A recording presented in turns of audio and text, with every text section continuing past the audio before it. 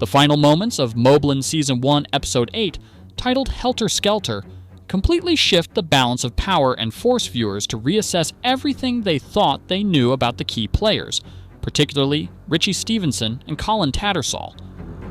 The Yard calls in retired detective Colin Tattersall, Toby Jones, a man with a long and personal history with the Stevensons and the Harrigans. His advice to Mukasa and Fisk is straightforward: align with Richie Stevenson, the man he once put behind bars. It's a trap disguised as a strategy, and Mukasa and Fisk take the bait. What happens next is shocking, but not unpredictable for those who truly understand Richie. He quickly figures out their angle and disposes of them in brutal fashion, a bullet to the head and one to the chest for each. But the true twist comes after the bloodshed. The moment Richie Stevenson pulls out his silenced Glock and executes both detectives is genuinely shocking, but it's the reveal that follows that changes everything we thought we knew about the power dynamics in this criminal ecosystem. Rather than being a rogue move, Richie's double murder is met not with resistance, but with reassurance. Tattersall is waiting in the next room and confirms Richie is in control. The implication is chilling. This wasn't a betrayal of the law. It was law enforcement, or at least a faction of it, fully complicit in Richie's rise. This reveal flips the entire dynamic of power. Richie isn't just a gangster anymore. He's the gangster who owns the police, or at least enough of them to act with impunity.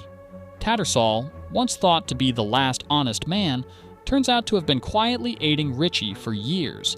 It reframes the earlier fishing metaphor from Tattersall not as a tactical observation, but as a manipulative pitch to set the hook. Despite the power flex, Richie may have just overplayed his hand.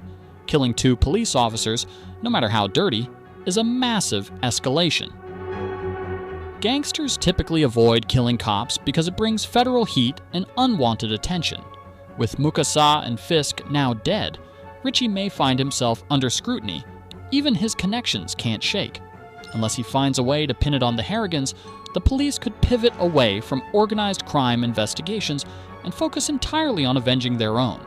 And if there's one force no criminal empire wants to war with, it's the state itself. Still, the final interaction between Richie and Tattersall suggests Richie knows how deep his influence runs. When Tattersall calmly assures him that he does own the police, it's not a metaphor. It's an arrangement, one that has likely kept Richie out of jail for years. The episode ends by both elevating Richie's mythos and sowing the seeds of his potential downfall. His control over a corrupt police system makes him terrifying, but also reckless. And recklessness in this world is a death sentence. Whether the Harrigans or the entire justice system come after him next, one thing is clear. Richie's at the top, but he's also a marked man.